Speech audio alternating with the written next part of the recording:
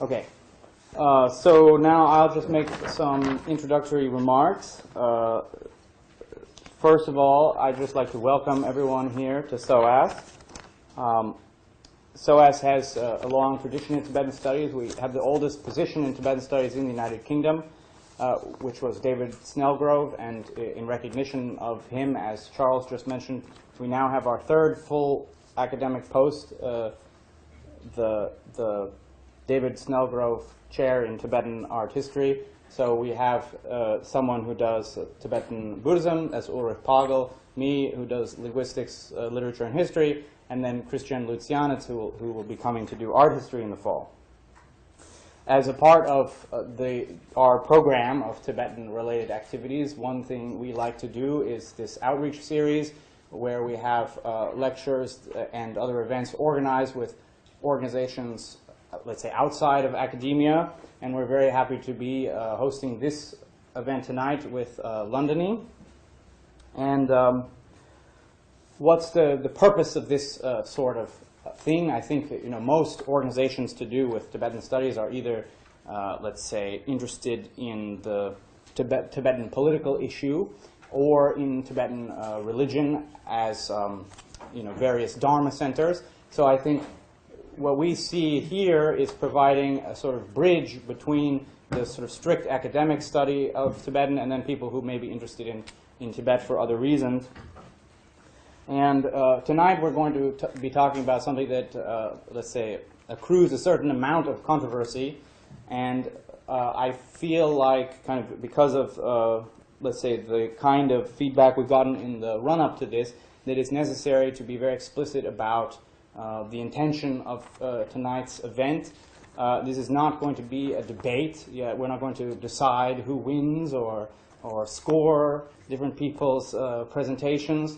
The point is just to have an airing of views in a context which is quite neutral, quite calm, and then people will be able to hear a perspective which maybe is not the perspective they have or a perspective they're used to hearing about. But for something like this to be meaningful, it's necessary that everyone come and participate in good faith and with an open mind. And let's say we've been criticized by, if you like, both sides of this controversy for allowing the other party to have a platform, and we've received criticisms about who we've invited, what order we've put them in, what their talk titles are. And some of it, extremely impolite criticism.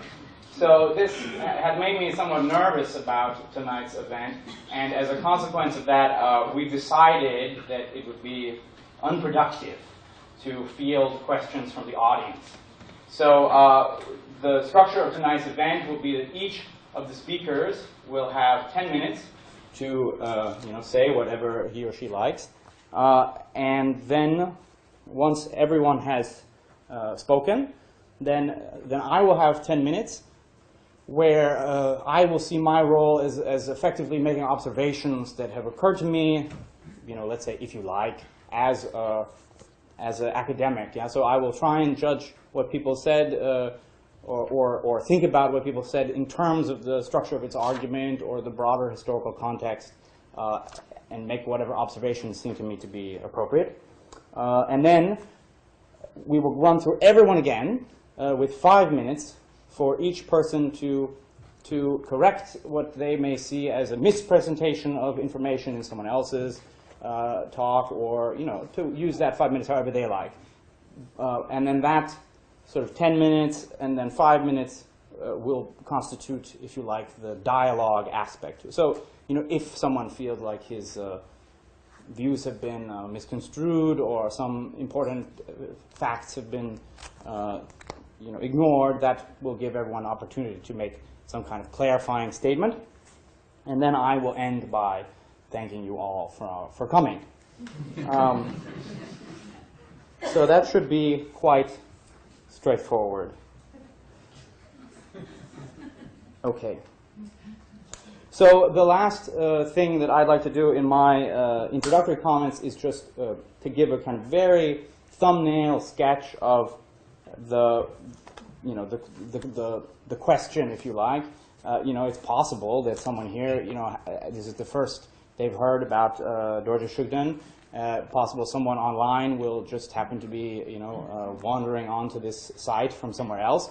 So maybe good to just give some kind of overall framework. And I preface it by saying that, in a contentious situation, it's virtually impossible for everyone here to feel like what I say is a totally accurate representation of history and the current circumstances.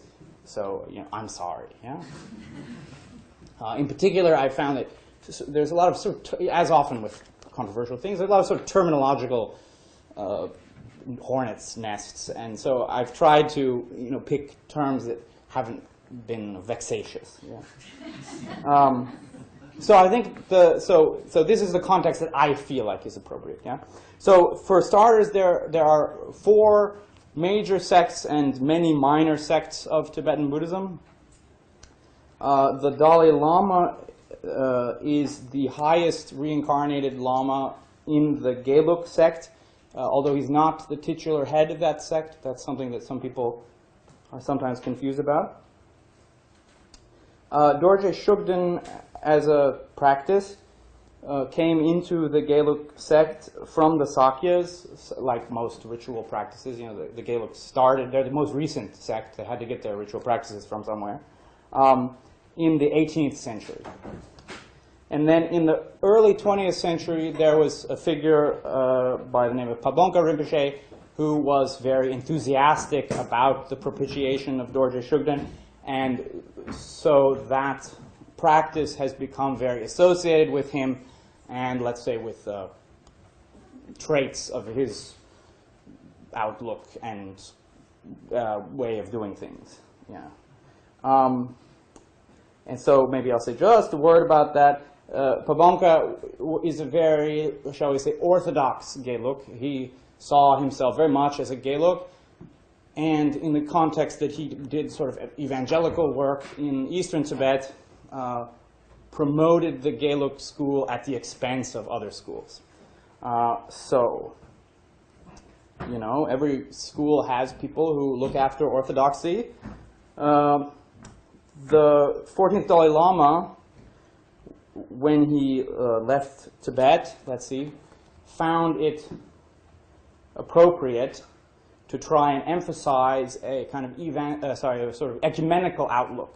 Yeah, so he may be historically speaking the high incarnated Lama of one sect of Tibetan Buddhism, but in the context of that time and that place, it was appropriate, at least him and his people around him thought it was appropriate for him to be seen as, and he was seen as internationally, the leader of the whole Tibetan exile movement and a figure of importance for all Tibetan Buddhist schools. And in that kind of context, it was seen as significant by him to promote a kind of ecumenical spirit. So as a consequence of that, he decided and started talking about this already in the 1970s, and then it became a kind of very definitive program, if you like, in the 1990s, that the propitiation of Dorje Shugden should be, let's say, less emphasized. So some members of the Gelug tradition understandably felt like this was an abandonment of orthodoxy and an important component of their tradition, and then felt like their allegiance was, kind of divided or potentially divided between following this sort of exhortation by the Dalai Lama versus following, their own the teachings of their teachers or their samaya relationships to the practices they do. And so that has led to a schism in the Gelug sect where, let's say, at least restricting ourselves to speaking about outside of the PRC, I think it's fair to say that most Gelugs have, at least in public contexts, reconciled themselves to this discouragement of the propitiation of Dorje Shugden. although I say actually Mongolia is an exception to that. It seems just not to have become an issue there, at least to the same extent. Yeah. Whereas others, in particular, Geshe Kelsang Gyatso and those who take him as a teacher, have decided that it's important to abide by this component of what they see as orthodoxy, and that's basically where we are now. So one thing I want to emphasize is, the whole issue is kind of basically of no concern to anyone who's not a Gelug in principle. So why then do people get so hot under the collar about this issue? And I would say that that stems from the fact that the Dalai Lama has another institutional affiliation besides highest incarnation lineage in the Gelug sect, and that is, at least before 1950, head of the Tibetan government. So you can see how if someone is head of a government and he says that you shouldn't practice this particular religious activity, that, especially in a modern Western context, is something that people see as not a good thing. Whereas, from the perspective of religious hierarchy, well, if you want to participate in the institution that, of his hierarchy, then, it makes sense to do things his way. If you don't, then you can do things whichever way you like. Yeah.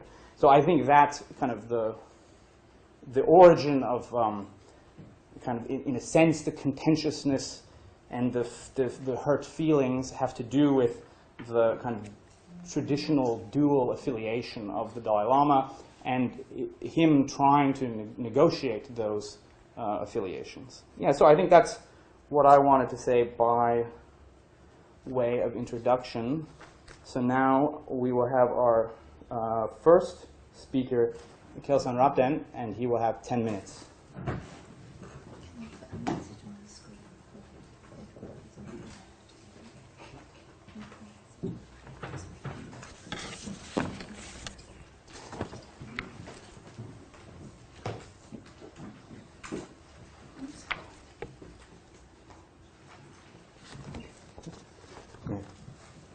So good evening. My name is Rabden. I'm here tonight as one of the representatives of the International Shugden Community, which is a not-for-profit organization registered in the United States. Tonight I want to explain a little bit about the history of this issue and why we're demonstrating and how we hope to resolve the situation. I've only got 10 minutes and quite a lot to say, so I'm afraid I'm going to be quite direct and possibly a little blunt. Sorry about that. Please bear with me. Also, I'd like to make quite clear that we're not here to argue. We very much want to move towards a resolution to this issue. We have tried to establish a dialogue on this with the Dalai Lama and his representatives for nearly 20 years. So even though they're not here, maybe this is a step in that direction, who knows. So as you'll be aware, we hold the Dalai Lama responsible for the discrimination experienced by Shugden Buddhists. We believe he is the source of this problem and the only one able to solve it. So by demonstrating, we're asking the Dalai Lama to change. So I presume everyone here knows that during the demonstrations, we asked the Dalai Lama to stop lying and give religious freedom. And I want to explain why we say those things. So when we say stop lying, what are the lies that we are referring to? So specifically, we're referring to things the Dalai Lama said in the speech that instigated the ban on the worship of the enlightened deity Dorje Shugden, and that caused the social exclusion of Shugden Buddhists. So I'll talk about the ban more in a moment. In that specific speech in spring 1996, he said that people worshipping Shugden harms his life, harms Tibetan people, harms Tibetan independence. So you can read the Kashag statement, May 31st, 1996. It's available on the Dalai Lama's own website, his approved translation of it. So it says, the essence of His Holiness's advice is this: propitiating Dhogyal does great harm to the cause of Tibet. It also imperils the life of the Dalai Lama. Now, in this statement, the cause of Tibet refers to restoring the freedom of their country. So this statement by the Dalai Lama is at the root of the discrimination Shugden Buddhists have endured for the past 20 years. So I question whether any reasonable person could really believe that the reason the Chinese invaded Tibet is because of some people praying to Dorje Shugden, I would question whether any reasonable person could really believe that the reason the Chinese continue to occupy Tibet is because of some people praying to Dorje Shugden. And I don't think any reasonable person really believes the Dalai Lama's life is in danger if people continue to follow their teacher's advice by praying to Dorje Shugden. So I would say none of these statements are true, and when we say stop lying, these are the statements we're referring to. The Dalai Lama saying these things is completely irresponsible. They are so obviously inflammatory, it would be impossible to say anything more emotive to a refugee community desperate to return to their homeland. With this speech, from one day to the next, he turned Shugden Buddhists from valued members of the community into pariahs, into traitors, into enemies of the state. The social exclusion that followed from this was entirely predictable, and sadly, the Dalai Lama has done nothing to stop this. Immediately after this speech, the private office of the Dalai Lama communicated his words throughout the Tibetan community, and within weeks, letters were pouring in from charitable organizations supposedly working for the welfare of all Tibetans, saying that they had purged their membership of any Shugden worshippers and in future would not allow any Shugden worshippers in their organizations. So again, I've brought lots of letters, but there's one on the Dalai Lama's own website with his own approved translation, so I'll quote from that. It's from the Tibetan Youth Congress resolution. I'll read out points 8 and 9. So point 8, if anyone in the Youth Congress membership is found as still worshipping Dhogyal, that member will be immediately expelled from the Tibetan Youth Congress membership. And 9, this Congress will also urge all other Tibetan organizations not to enroll anyone into their membership who venerates and worships Dhogyal. So that is clear discrimination on the basis of religion. It is published on the Dalai Lama's own website. It's still there. You can check it tonight if you like. Has he said even one word to stop this discrimination? So out of blind faith in Dalai Lama, believing what he said to be literally true, non-Shugden practitioners got extremely angry with Shugden Buddhists and tried to force them to give up their faith, or tried to force them out of the Tibetan community. Statues and shrines were destroyed, people were threatened and publicly humiliated, refused basic services like treatment in medical clinics and service in shops. So this obviously leads to the other thing that we chant, which is give religious freedom. So I'd like to quote from the United Nations Declaration on the Elimination of All Forms of Intolerance and Discrimination based on Religion or Belief. So this says, no one shall be subject to coercion which would impair his freedom to have a religion or belief of his choice. No one shall be subject to discrimination by any state, institution, group of persons or person on grounds of religion or other beliefs. Discrimination between human beings on grounds of religion or belief constitutes an affront to human dignity and a disavowal of the principles of the Charter of the United Nations, and shall be condemned as a violation of the human rights and fundamental freedoms proclaimed in the Universal Declaration of Human Rights. The ostracism of Shugden Buddhists that began with the Dalai Lama's speech in 1996 intensified in 2008 when he instigated a vote to completely segregate the monastic communities. This vote was mirrored in the lay community, and Shugden Buddhists were made outcasts from their community. Monks, nuns, and lay people took oaths not to have any spiritual or material relationship with Shugden Buddhists. French journalists who documented this called it apartheid in Buddhist land. Some of the Dalai Lama supporters said that Shugden Buddhists do have religious freedom because no one is stopping them practice. However, Shugden Buddhists know that if they practice openly, they'll be immediately branded an enemy of the Dalai Lama, a traitor to the Tibetan cause, that they will face financial ruin because their shops will be boycotted, that they face social exclusion, that their parents, partners, or children may sever all ties with them because they believe that in doing so they are fulfilling the Dalai Lama's wishes. So I think that's very clear that that is not the religious freedom the United Nations Declaration is calling for. The Dalai Lama has exerted as much pressure, as much coercion on them as he possibly can, from the initial emotional blackmail of saying, unless you give up your prayers, I will die, through to convincing his supporters that it is Shugden Buddhists' fault that Tibet isn't free, through to standing idly by while Tibetan society is completely segregated in his name. This is behavior that would be unacceptable from any ordinary politician, let alone the most famous Buddhist monk in the world. I mentioned the ban on Dorje Shugden worship earlier on. So even today, some people question whether there is a ban. So again, I'd like to quote from the Dalai Lama's own website. This is his own approved translations. So from point 6 of the Assembly of Tibetan People's Deputies, this is the resolution June 96, again, it's online now, you can check it. It says, in forbidding the propitiation of Shugden, His Holiness the 14th Dalai Lama is following the intention of Guru lineage. So that sentence seems to me to have a subject, a verb, an object. The subject is His Holiness the 14th Dalai Lama, the verb is forbidding, the object is the propitiation of Shugden. So also from DalaiLama.com, the Tibetan Youth Congress resolution, point 7, says, together with documents pertaining to this ban on the worship of Dhogyal, this Congress will urge, and so forth. So if there isn't a ban on Shugden, what is this resolution referring to? Again, remember, you can read this on his own website. Okay, so another argument some people present is that the existence of Shugden and Serpong monasteries shows that there is no ban in the Tibetan community. In fact, since the segregation of the monasteries, although they are geographically within the Tibetan community, spiritually, socially, and materially, they have been completely separated. Some people say they have their own separate monasteries, but separate is not equal, and they are treated as outcasts, not allowed into libraries, health clinics, shops, and temples that are open to the non-Shugden monks. They are not allowed to make offerings to non-Shugden monasteries or shrines, take part in the traditional religious ceremonies, and the non-Shugden people are not allowed to support them. So to resolve this issue, we would request everyone, especially those of you who care about the Dalai Lama's image and reputation, to ask the Dalai Lama to accept the following 4 points. To allow anyone who wishes to practice Dorje Shugden the freedom to do so, to stop completely the discrimination against Shugden practitioners, to allow all Shugden monks and nuns who have been expelled to return to their monasteries and nunneries, and to receive the same material and spiritual rights as non-Shugden practitioners, to write to Tibetan communities throughout the world telling them that they should apply practically the above 3 points. So the moment this happens, all our demonstrations will finish.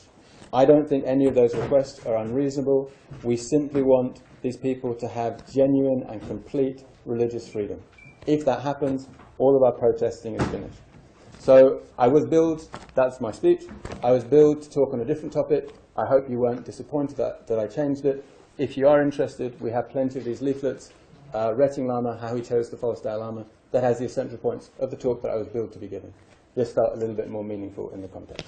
Okay, thank you very much for your time.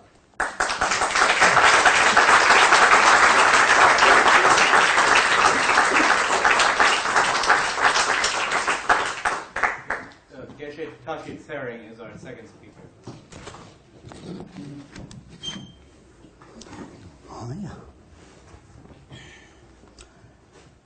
Good evening to everybody, and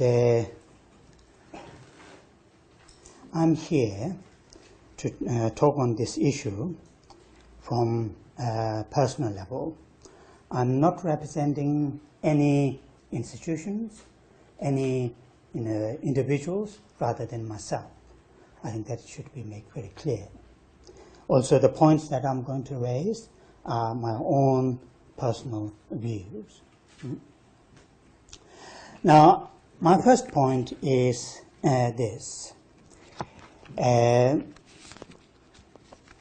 This protector called Shugden has never been Lama Tsongkhapa's teachings and his institutions' protector. That's my first point I'm going to make. And the second point I'm going to make is, since beginning of this protector, sometime 18th century, always caused problem in the community, in the society. And it's up to now, that's why we are here. And if there's time, then I will make a little bit point, a short point, who are the people behind this so-called, the international Shugden community. And I want to make that point if I had time. So Lama Tsongkhapa and his two principal disciples, Kedubje and Gyatubje, wrote 38 volumes of teachings, 38. None of these volumes of teachings mention this Shugden issue, let alone introducing how to practice it. This Shugden issue comes after 230-something years after Lama Tsongkhapa's teachings, institutions are well established. So there's no ground to claim this Shugden is Tsongkhapa's traditions, what's called a protector. Doesn't need Tsongkhapa's tradition, doesn't need extra protector, because Tsongkhapa and his followers already introduced 3 Dharma protectors: Kalarupa, Vaishamana, Mahakala 6 arms. So that is something, my first reason why this protector is not Tsongkhapa's, never been Tsongkhapa's protector. My second point is this. From Tsongkhapa up to present time, there are 102 what we call Ganden Tiba, the holder of the Tsongkhapa's throne, and we have that. None of them claimed, promote this protector as a Tsongkhapa's, traditions, institutions, protector, and that should be said very clearly. 101 Ganden Tiba who lives in Paris. Some of the international Shugden community, they claim he practices. That might be his personal level, but he never ever claimed that he is Gelugpa's institutions protector. In fact, before he became Ganden Tiba, sometime 2002 or 3, he went to see His Holiness, saying, "From now on, I will not practice." And His Holiness and himself, in front of him, more than 200,000 people in Bodh publicly announced this Longring Namgyal, who is going to be the next Ganden Tiba, that's the 101. He promised me, from now I'm not going to practice. Now if he's practicing now, because he finished his term, that's up to his personal level. I will not argue with that. Another point I want to make is many Tibetan great, not non-Gelugpa traditions practitioners, many Gelugpa traditions practitioners, before Pabongka Rinpoche's and the Trijang Rinpoche, and during Pabongka Rinpoche's and Trijang Rinpoche's, strongly reject, strongly argue worshipping this spirit is something useful or meaningful. If you look at Ganden Tiba, 54th Ganden Tiba, Ngawang Chokden, sometime around 18th century, he not just reject, but he asked some of the people who are worshipping this protector in Ganden Monastery in Tibet, he asked them to take those possessions outside the Ganden Monastery's boundary. That's the fact. So there are many, not just the 5th Dalai Lama, not just the 8th Dalai Lama, not just the 13th Dalai Lama, many others, such as Pujo Ngawang Champa, such as Yungzing Yeshe Denzin, such as Tugen Chödyen Nyima, such as Ngöcho Dhammapata, they all, such as 8th Panchen Lama, Tempe Wangchuk, they all strongly reject. So that is the fact. I want to make the first point, that these protectors never been Gelug protector or Tsongkhapa tradition protector. Now my second point I want to make is, since beginning of this what you call the Shugden, always controversial. Its starting point is controversial because this guy called Takpa Jensen, somebody calls he was killed forcefully, somebody calls he was got some kind of illness. Anyway, he was died when he was 37 or 36 years old. That is the starting point of this spirit. That's the starting point. So why it's controversial? And in the middle, when it went to Sadhya master have a great difficulty to accepting him to come. Okay? And there were many controversials. During the Pabonga Rinpoche's time, as our chair briefly touched on, what had happened in the eastern Tibet, so many unhappiness or cause. Just name of this spirit. And now we are here. Name of this spirit, 3 monks were killed in Dharamsala. Not long time ago, just a few years ago. In cold blood, killed 3 monks. Many people are beaten out of the name of this protector. So it is not healthy protector. Somebody claim it is some kind of very amazing, healthy. It is not. Very, very controversial, and culturally, socially, religiously cause so much divisive. So, and actually, himself, when he went to Sadhya to ask, take me to as your protector, this Sadhya master, called in his vision, clear vision, Sadhya master said, who are you? And this spirit said, I am the divisive spirit from Gandhi. That's what he said. And this is well documented in Sadhya masters, if you want to read. And that's the third point I want to make. Now, briefly, my next point is this. This so-called ISC, International Shugden Community, who is behind that? It is clearly, it seems for me, NKT, New Kadamba tradition, is behind all these movements.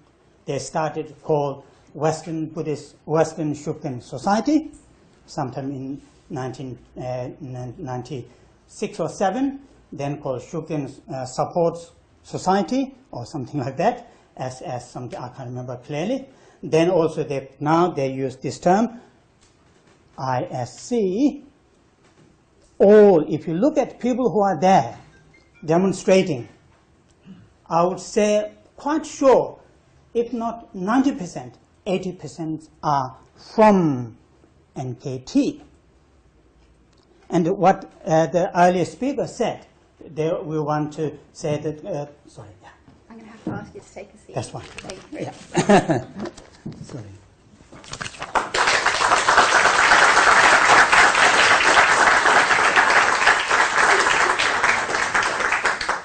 Our next speaker is Carol McLeod.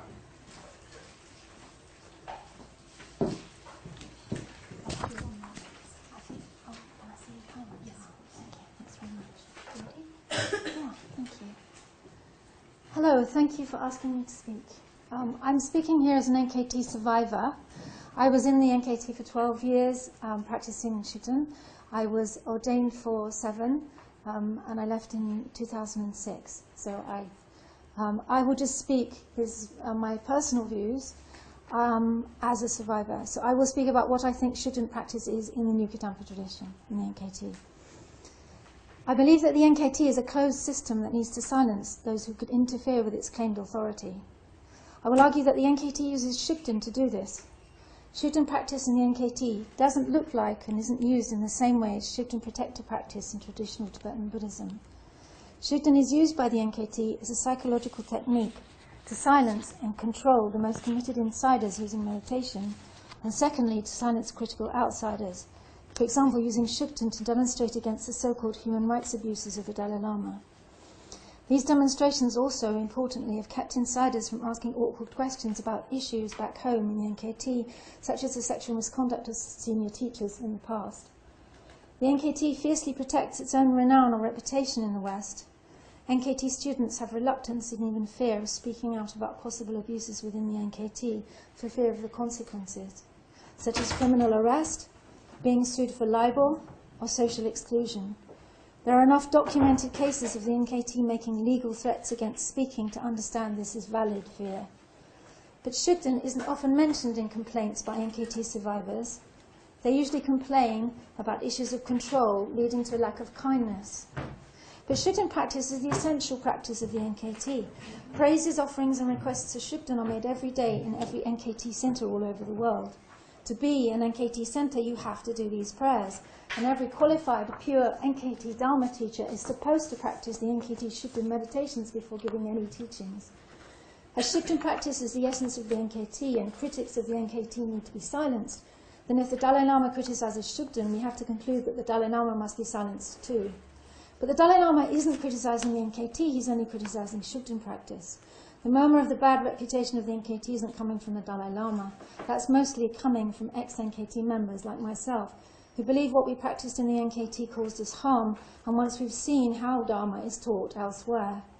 And there are no restrictions on Shugden practice in the UK, so to justify silencing the Dalai Lama, you have to believe he must be harming Tibetans, and you need to find evidence, and try and create a campaign where most people say there is no reason for a campaign as there is very little evidence of human rights abuses. And any campaign will always pale in comparison to the problem of the Chinese invasion. So why this seemingly irrational loyalty to Shugden? I'll discuss how I feel that Shugden uses our own hope, attachment and fear to keep us tied and tongue-tied in the NKT. For a beginner, the NKT offers meditation with gardens and tea. Nothing to interfere with your normal life. The NKT also brands a fast path to enlightenment, a modern Buddhism that is nothing like that boring Tibetan stuff. To have the confidence to get enlightened, you need merit. So you live in and pay rent at a centre and help to run it and work for the Guru by promoting this pure Dharma of Tsongkhapa. Teaching gives you merit for a faster path. If you have merit to be authorised to teach, that's when you get hooked, as I did, by my new hope for quick results into the trio of NKT study, being a teacher and Shugden meditations. You accumulate merit even faster if you ordain, but you're told if you disrobe, you won't get enlightened. The NKT needs teachers. It has to produce them very quickly as teachers leave and new centres are opening. Kelsang Gyatso is the reclusive Tibetan monk who created the NKT system. You may only teach using Kelsang Gyatso's books. You study so that you memorize Kelsang Gyatso's books. Heart Jewel is the basic Shugden practice that Kelsang Gyatso created. It's the NKT's Shugden practice. That's where you're told to talk to the Guru. If you have any questions your NKT teachers can't ask, you can't ask Kelsang Gyatso in person. And if you have any other problems, you're told to do more Heart Jewel. Shugden will help you with it all. It's the most confusing meditation practice I have ever done. Looking at the basic scenario of Heart Jewel, the first half is Tsongkhapa Guru Yoga. The second part of Heart Jewels is offerings and requests made to Shugden, an outer practice of Shugden that's very similar to the Gelug Palden Lama protected tea offering. In this second part, you request knowledge, protection, compassion and power from Guru as Shugden, and meditate on downloading the confidence and power to teach or for success in your activities. Shugden is almost everything. Sutra, Tantra, Vajradhara, Buddha Shakyamuni, Manjushri, Tsongkhapa, and above all, Kelsang Gyatso appears as Shugden, and you take the Shugden with you when you come out of meditation. I quote 3 benefits of doing this meditation from Kelsang Gyatso's commentary to Heart Jewel. By putting your trust in Shugden, your practice will naturally become pure, you will have a powerful ally, and you will always make the right decisions. Naturally become pure is what I felt holding the Guru, the Shugden Guru, in my heart. Having a powerful ally is what I felt when I taught. I could teach the perfect Dharma. You always make the right decisions. After teaching, I often felt as if I was protected from making any mistakes, but only if I stayed on the NKT path. Purity, power, and infallibility.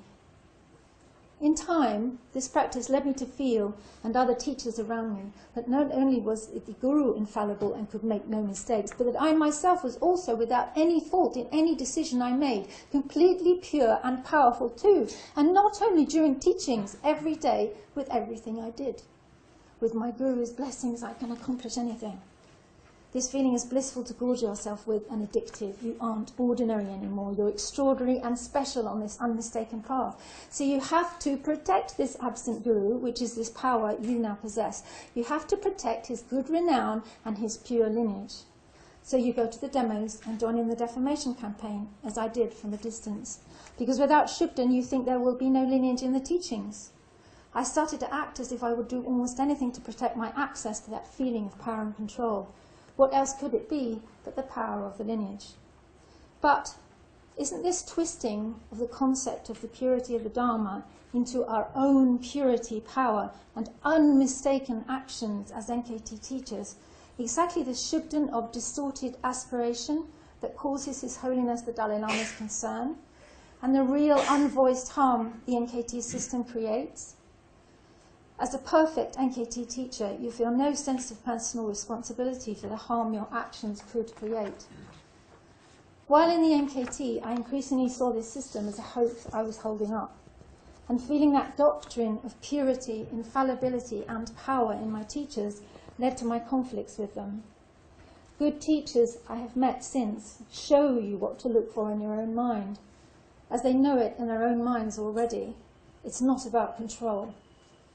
Is the NKT trying to blame His Holiness the Dalai Lama for its own problems in maintaining authority?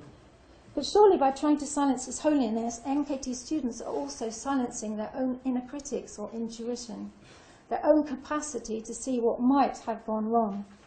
That's why we as survivors feel so confused when we leave the NKT.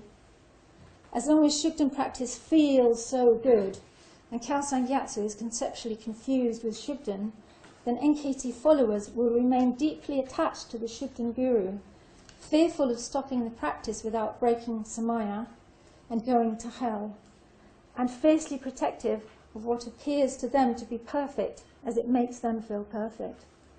You can't see this while you're in it, but I see the Shugden NKT and Khalsa Gyatso system as only seeking to maintain itself, not a lineage. I think I can seriously state that in the NKT you become not a practitioner, but a Shugden follower. You may start out wanting to be a better person, wanting to make the world a better place, but you have very little idea of what you are missing out on and the price you will pay for your loyalty if you walk in that door wanting Dharma. That is the sadness. Thank you very much.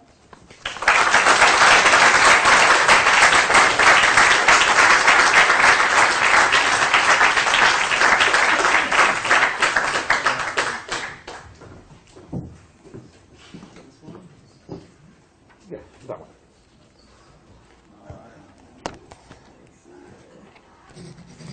You want to just pop over here and I don't know. So I'll just say next slide, Yeah, but if you could. Is that okay? Yeah, how do I make it go widescreen? Oh, go up to slideshow. There we are, a little show and tell here. If you don't know how PowerPoint works, go from the beginning. There we are, and just click as we go along. Okay. And this is Martin Mills. My name is Martin Mills. I'm an anthropologist, and have recently been instructed on various websites that because I do not have a degree in international law, I cannot speak on the subject of human rights. So I'm not going to. I'm going to tell a story. Let's keep it a little simple there, because do I know what side I'm on here? No, I probably don't. I first came across Dorje Shugden when I was doing my doctoral work in Ladakh in 1993. If you don't know where Ladakh is, here's a map of India. The little square up here is the state of Jammu and Kashmir, and Ladakh is an area of India that abuts onto the Tibetan plateau, and since 1842, when it came under the Maharaja of Kashmir, has been effectively speaking part of what is now modern India. So it's a bit of Tibet that is part of India.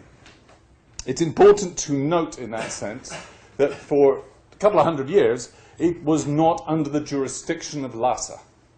Okay, it's not traditionally under the jurisdiction of the Dalai Lamas, and it's an area which nonetheless is very important, particularly to the diaspora Tibetan Buddhists, because it is a crucial area in which Tibetan Buddhism has flourished and maintained itself for 1,000 years, largely uninterrupted by Chinese invasion or anything of that nature. Yes, next slide.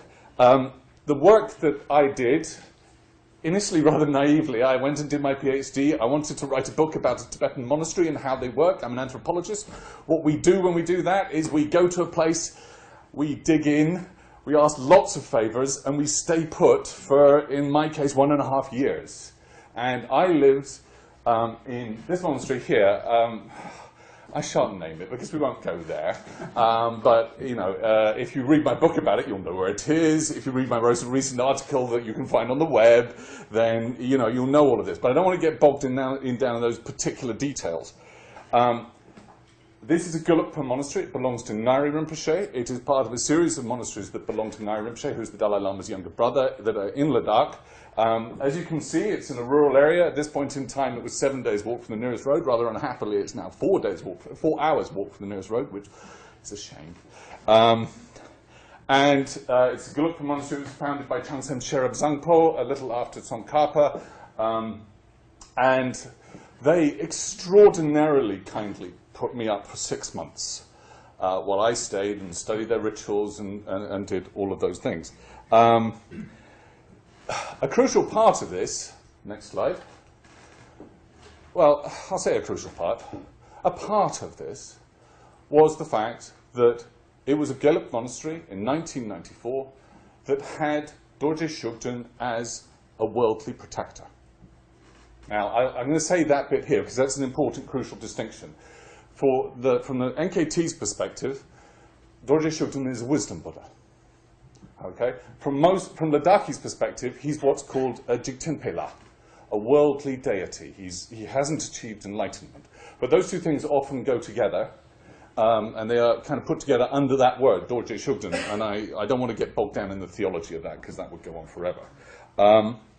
He was a very high-ranking protector, and regularly possessed a Ladakhi oracle, I shan't give his name, let's not go there, who was an army man who became regularly possessed from about the age of in his late 20s, and there was a very long process of choosing him and finding out who he was being possessed by, and what he did in this case was he was seen as being possessed episodically by either Dorje Shugden or by his minister, Kache Marpo.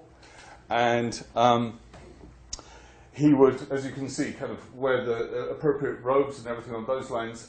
Because Dr. Gyaltsen was famously and theoretically either died at his own hands or was murdered by having prayer scarves stuffed down his throat, the oracle goes into possession by garroting himself with prayer scarves. It is, I must admit, particularly this possession here, which is the first one I ever witnessed of many, and I interviewed the oracle and everything. It's a terrifying thing to see. When someone goes into full possession, this gentleman, it looks like every bone in his body dislocates at once. It is deeply persuasive in a physical way that something is happening that, as an anthropologist, we don't understand yet, and we should probably get on with that. Shugden was one of 11 protectors of this monastery. He was one of 2 worldly protectors. The other one was a local god called Sha Chokspa. And I think it's important to note that. We stand at the moment, and particularly in Britain, in a situation that says the world is divided into people that follow the Dalai Lama and people that are Shugdenpas.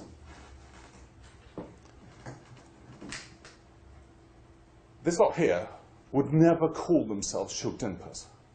They would say, we have a worldly protector for our monastery, and we have 2. And both of them are possessed by oracles. And often those 2 oracles will go into possession together. In that sense, and they would sit there and say, if you said, who's the protector? They would say, a real one, maybe Vajrabhairava, maybe Mahakala, maybe one of the other 11. But if you said, are you a Shugden worshipper? They would go, that doesn't make sense to them. In particular, if you ask them, they would say, this is a worldly deity, and therefore it is a Rokspa. It is a helper. One of the things they say in Ladakh is, La Lama Yoga. The Lama is higher than the gods. It's a very common saying. The Lama is higher than the gods. And in that sense, they wouldn't kind of define themselves in those terms. They also regularly, I hasten to add, put the Dalai Lama and Shugden together. They understood that the Dalai Lama had strong views on the matter, but they had a monastic protector. They followed the Dalai Lama. Monlam Chenmo in 1993, for example, they brought out a big photograph of the Dalai Lama. Everyone in the village everyone in the village prostrated before it, and prostrated before the tormas, which included the tormas, those sort of votive offerings, which included a torma to Shugden, and the Shugden oracle was there. These things went together. So our present state of deep polarization that occurs, particularly from the British perspective, is not one that is shared by Ladakhis. They didn't think about it that way. Now, next slide. Ladakh was an area of proselytization that began to become influenced by the politics that surrounded Shugden in Dharamsala and many of the refugee communities. This is Dagon Rinpoche. Those of you who know this area will know that name. This is him arriving to...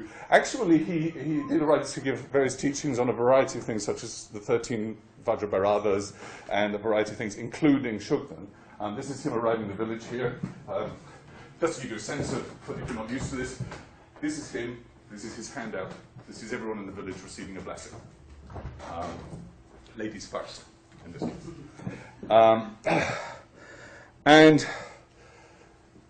And he was there to, in some sense or other, strengthen Shugden practice, or the use of Shugden as a protector in Ladakh in the 1990s, and that was certainly occurring. Now, we get to 1995 and 6. Can I have the next slide? Oh, not that one. No. Why not? Go back. Thank you. I will stay there then. We'll stay here. That's good. Or I can skip to ahead if you want. No, that's all right. Let's stay where we are. I'll come back to that last slide in which I'll give an opinion. What was the effect of the Dalai Lama's teachings in 1996 on this community? Okay. Now, this is important for when we discuss those things about is it a ban, is it not a ban, all of those kinds of things. The first thing was, when the Dalai Lama made his announcement, I was busy writing up my PhD, which you've read. Oh, really? Okay, I'll have to be quick then. And about a few months later, the abbot and several of the other monks made the journey to Leh to phone me up in my office in Edinburgh where I was doing my PhD and said, can you not say anything about Shugden? We'll get rid of him, but if you say we've got him, we'll have him forever in that book. And so I had to remove 12,000 words of my thesis, which is what we do in my job because we protect our informants. They have subsequently got rid of it, and they allow me to actually say these things, so that's all right. But when I went in 1997, and I asked around about this, and I asked a lot of people about this, the first thing they said, and I think this is a crucial kind of point, the first thing they said was, we wish the Shugden supporters community would be quiet. I'm sorry to say that. I'm going to be blunt. You were blunt earlier, so that's fine in your excellent speech. I'm really sorry. I have to ask you to sit down. Oh, all right. But you've got 5 minutes later on. So I get 5 minutes later on. Can I, for 30 seconds, go to the next slide? I can't. No, Sit down, I'm afraid. Darn. All right.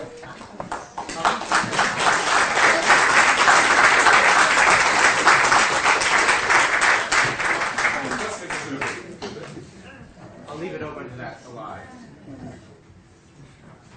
Okay, the next speaker is Thierry Dhogyal. Thierry, I'll give you a 1 minute countdown. You know what? I'll give you a notice at 1 minute, okay? The what? At A notice. minute. Oh, I have technology here Excellent. because I need that. I will start at the same I don't time know. here then. I don't know how to write what time is exactly. I'm just doing the countdown. Yeah. Are you ready? First of all, I have to apologize for being so late. I got stuck stupidly and then I got to the wrong campus. All right, so we can start, yeah? So, I will leave aside the issue of the origin of Shugden worship because this is a field which I'm not a specialist in. I also do no excursion in the thorny and slippery and foggy field of theology like you avoided to do, because there is stretchable and dangerous. And again, I'm not a specialist. But I concentrate instead on patterns, sociological and political and religion sociological patterns, which is what I'm dealing with, mainly. Instead of discussing fact, I'm trying to figure out what in the different chapters of the history of Shugden worship since the 5th Dalai Lama, what was particularly obvious or particularly has been regarded as a problem? Well, you have to see that I think you come to two concepts. That is a concept of elitism and of divisiveness as opposed to inclusiveness. The dispute seems to have started with the 5th Dalai Lama adopting mainly, there's several issues, but one of the main issues that the 5th Dalai Lama adopted for the state of Tibet are rituals and deities, I don't go into details, which actually belong to other schools of Tibetan Buddhism, in particular Nyingmata school. And there were people among the Gelugpa who had become the strongest school, at least in central Tibet, who were bluntly refusing that in their own writing because they saw their tradition as being the pure tradition, and hence it would not be right to adopt deities and practice from other schools. What happened after the death of the 5th Dalai Lama and his regent Sangye Gyatso is actually, many people will pretend it is very clear. Actually, it's not clear at all. How should then practice become a widespread feature of Gelugpa school, because it has become that, is not entirely clear. Partly because, to a large extent, because it left not so many traces in scriptures. A lot of that is oral transmission. And a lot of things which existed at that time, we don't know anymore because there are not much evidence. We have a lot of things on indirect evidence. Right. But what we know for sure is that at the beginning of the 20th century, we have the following situation. We have a situation in which Shugden worship has become rather the rule than the exception among the Gelugpa school. Prayers are recited regularly, which make a clear distinction between the Gelugpa tradition and other traditions. We have most of regents of Tibet who are clearly Shugden followers. This is very important politically because in that time there are not many Dalai Lamas. I mean, they were there, but most of them died very young for various reasons. And hence, the Dalai Lamas were not mostly not governing, but regents. There always has been a stronghold of Shugden worship in eastern Tibet among Kangpas. And the sociological reasons for that are very clear. At the contrary of central Tibet, where Gelugpa school is clearly dominant and there is no way around it, in eastern Tibet the situation is more complex. The Gelugpa monasteries are very big and very strong, but there are more pockets surrounded by non-Gelugpas. And hence, you can see why the need is stronger, or is felt stronger, I'm not saying it is strong as such, to have something which makes the difference between Gelug and other schools.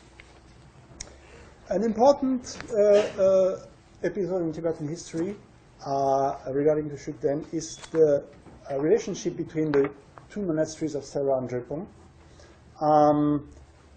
I will leave it alone aside this situation in Ganden because that is very complex and actually not very well researched as far as I can see. If somebody knows better, please contradict me. First, Sera has a stronger link to Eastern Tibet, Kampas. And second, Sera has a stronger link to Beijing, to the Qing court, Qing Manchu court. And also to Tashilhunpo, where also the Shugden practice is very strong. So we have here a kind of axis which is, it is moving. Nothing is black and white. Reality is always gray. But you have the usual suspects, I don't mean in pejorative sense, but you know, always these kind of patterns recurring. There are exceptions, but you have this link between Beijing and Lhasa. You have Sera, you have Tashilhunpo, you have Eastern Tibet, the Kampas, the Gelug Kampas, and you have Shugden.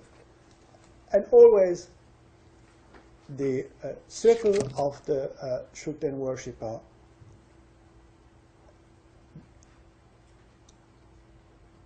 separate themselves, make the difference between themselves. This seems to be the essence between themselves and the non-Gelugpas.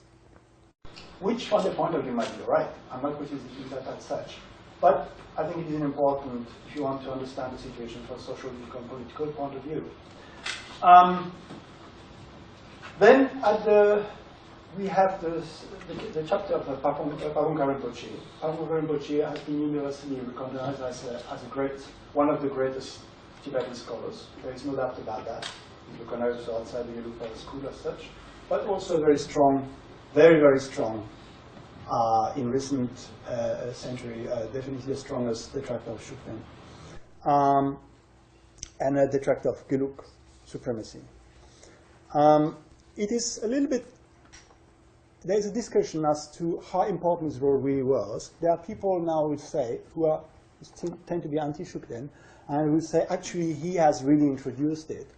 I personally don't agree with that, but as I said, more research needs to be done on that. Important for our pattern, which we are looking at, is that we have to do again with a highly revered person, but somebody who has make a strong opposition between Gelugpa and non-Gelugpas, and is a detractor of Shugden. Then we have in the 20th century the tensions with Tashi Lhompo, the Sera crisis of 1947.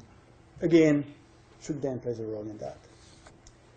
Comes exile. In the early years of exile, the Dharamsala establishment is clearly in the hands of Gelugpa, Central Tibetans, and Shugden followers. There are also Eastern Tibetans campas, I do not deny that. Not a large number, but they are there. Some are very important. But they all are Shugden followers. People who are not devoted to Shugden don't belong to the leadership. And this has changed, of course, during the 70s and during the 80s. Partly, to a large extent, because of the Dalai Lama himself. Then there are other factors who played a role. New Generation, Tibetan Youth Congress, which was at that time a very important and very big organization. And politics became more participative during mainly the 80s. And I've left 1 minute and 50 seconds, 50 seconds, which is not much. The last chapter of divisiveness, to make a small jump, was some years ago, 6-7 years ago, when there was a big decision struggle in the monasteries in South India, where the Dalai Lama and people following him, to my observation, a very, very large majority, opposed that Shugden worship still be practiced in the monasteries, in these big monasteries, and they were asked to leave and go and create their own monasteries, which finally, after a lot of struggles, happened. So again, we have to do with a clear separation between Shugden and non-Shugden. I will leave aside one point which I wanted to make about the three current group. One which appears to me important is that there are roughly three main Shugden group nowadays. You speak about Shugden, the Shugden part. Actually, it's not such a unified word. There is one faction which is around mainly today, the monk in India who calls himself Kundalini Rinpoche. There's Enkati and Kelsang Gyatso. And there is Gangchen Lama. I've mainly encountered Gangchen Lama. Gangchen Lama is close to the Beijing Panchen.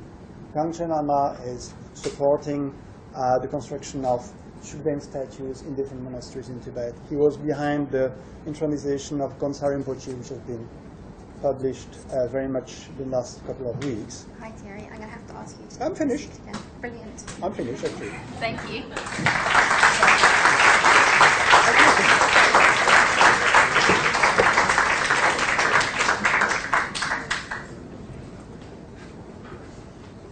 Okay, our last speaker is John McBrady, and we won't start timing it until this thing is set You've up. got the film that's 5 minutes.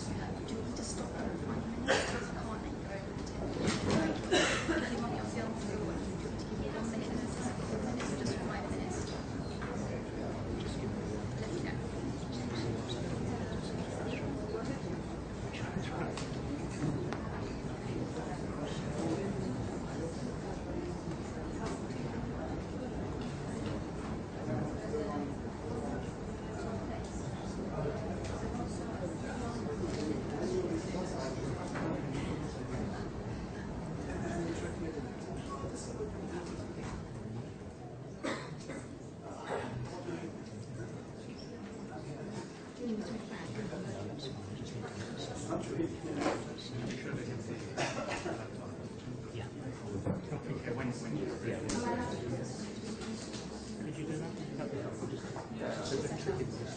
Shall I stop here 5 minutes?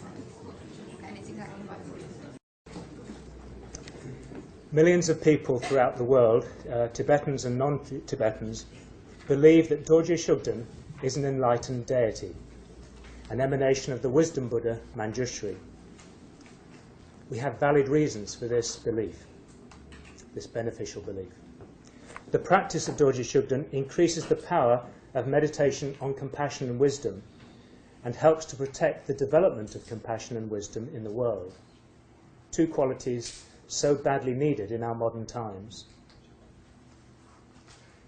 The Dalai Lama says that Dorje Shugden is a spirit, but he can give no evidence for this.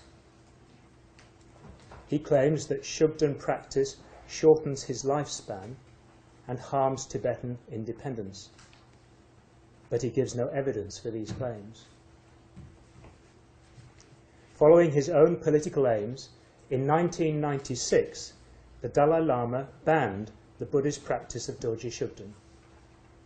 Using his influence and power within Tibetan society, he banned this mainstream Buddhist practice.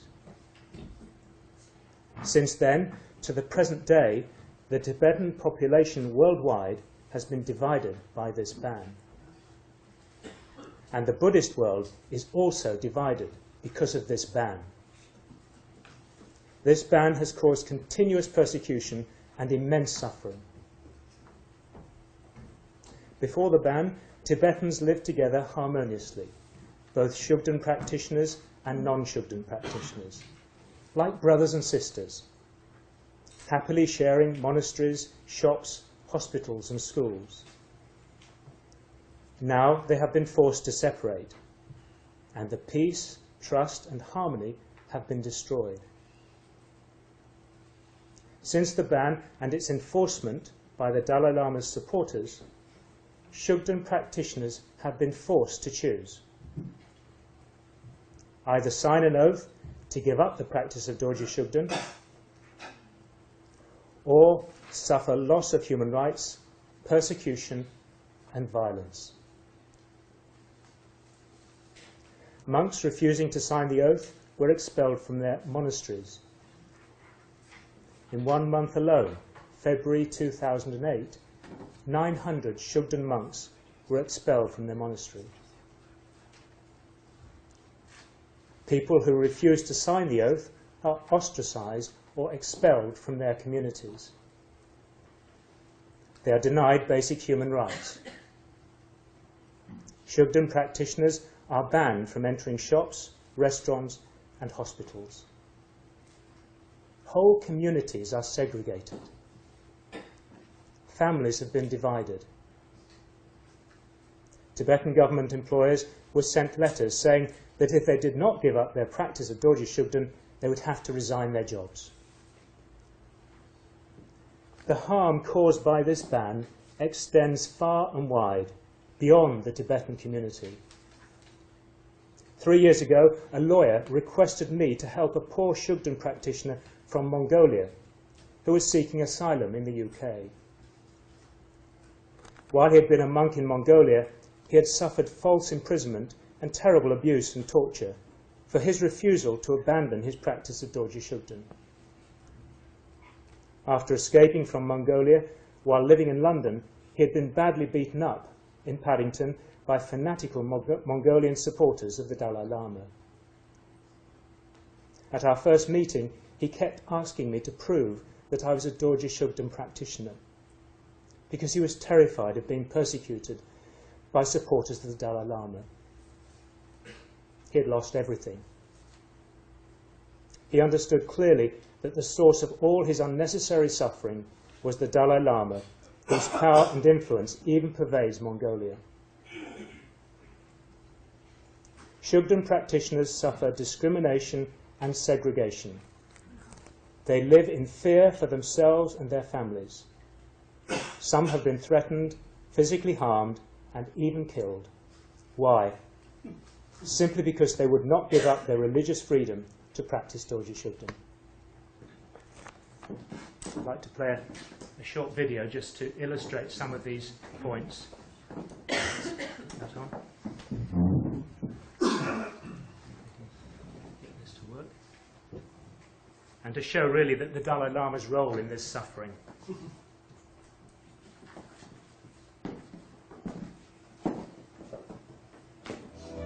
This is not religion. This is worship of spirit. So that's wrong. At first glance, nothing distinguishes this Buddhist monk from another one. Dalai is a Shugden monk. Since the past 2 months, in this village of Tibetan refugees in South India, all doors have been closed to him and to all the members of his community. Look what's written here. Shugden worshippers cannot enter. They are banned from entering not only shops, but also public institutions. It's apartheid on Buddhist land. Yeah, we'll see this one. What is it? This is oil. So if you don't take oil, don't come in this hospital. Monks are forced to take an oath saying that they do not follow Shugden and have no contacts with any Shugdens who are remain loyal to Shugden who are expelled from monasteries.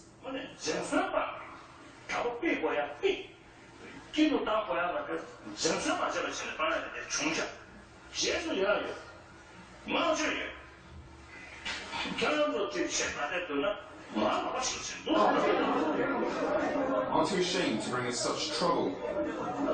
Get them to go. Get rid of them. A few weeks after the Dalai Lama's speech, Shugden monks could no longer enter monasteries. They were to regroup themselves away from the monastery.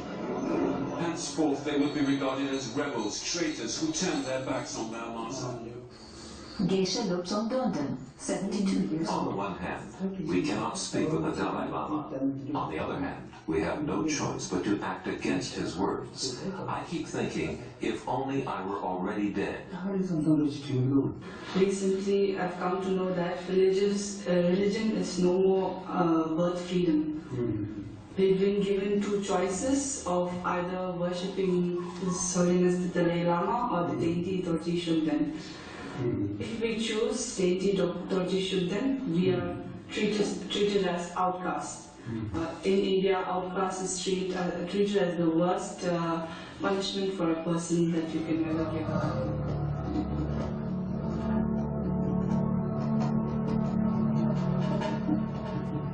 There are so many people arrested and administration's website. Past, they put a list, the list of the hate people, and they destroy them, last them, and even they murder. Followers keep posting denunciations on public walls. They denounce the worshippers of this deity, giving name, address, and often detailed information about its followers and their whereabouts. Why don't you simply advise people not to worship the deity Dorji Shugden? And instruct others to be tolerant and avoid violence against those who continue to worship it. Who's against the Dalai Lama must be opposed without hesitation with men, money, and possessions. That is to say, by all means, including violence. But I've seen the calls for violence in the newspaper. No. I've seen it with my own eyes. No. I read rumors. And what they're trying to do is intimidate people who stand up to them. This is my wife's name. The names of all my children are listed, including concrete information on what school they attend. These wanted posters have been posted everywhere. I assume this is meant as encouragement to kill us.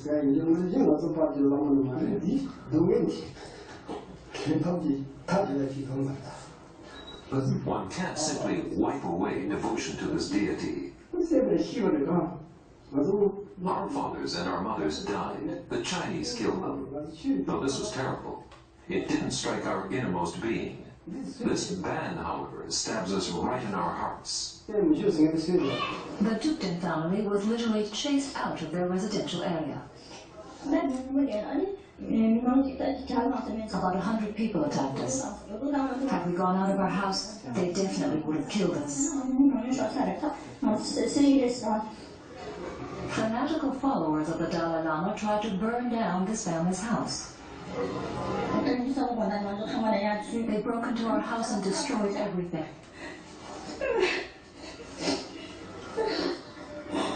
Only few victims are willing to speak out against this persecution. They made separate rules for us.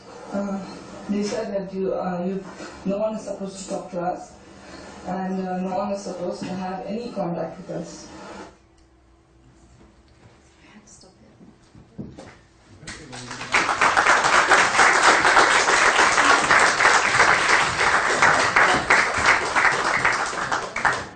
Can I pause your laptop? Is that okay for me to touch it? Yeah? I think it pauses. Maybe we can just close it. I don't know. It pauses. Oh, okay. Okay, so now I will make a few little comments on each presentation as they occurred to me, and I took some notes. Okay, so on Kelsey Raptens, he regards the idea that the worship of Dorje Shugden is harmful to the Dalai Lama's life as implausible. And I think it's just important to note that in a traditional Tibetan Buddhist context, there's nothing implausible about that. You know, the fifth Dalai Lama would use tantric rituals as a military, technique against his enemies. In addition to things like armies and the traditional, military technologies, he also used tantric rituals. So, if a tantric ritual is capable of killing Mongols, it's probably also capable of harming the life of the Dalai Lama. So I find nothing, I may find something implausible about that, but if I do, it's as a kind of Western empirical viewpoint. But from a traditional viewpoint, there's nothing implausible about that. Yeah, and then I think that although the Dalai Lama may have said that the propitiation of Dorje Shugden is sort of bad for the cause, I sometimes felt like he was characterizing that position as it's Dorje Shugden's fault that that China annexed Tibet, and I think that that's a bit a bit of overplaying it. Certainly, the Dalai Lama must think that there was something to do with the People's Liberation Army and Mao Zedong, and these may have also factored into the annexation of Tibet by China. So turning to Geshe Tashi Tsering's talk, the point that in the writings of Tsongkhapa and Khedrubje and so on, Dorje Shugden is not mentioned is, of course, the case because Dorje Shugden sort of hadn't been invented yet. Yeah, I mean, some people may take issue with this term, invented, but in any case, the propitiation of Dorje Shugden hadn't been introduced into the kind of ritual repertoire of the Gaelic school. That doesn't necessarily have any bearing on the orthodoxy or status of the practice in later times. And by way of analogy, I would say if you look at the writings of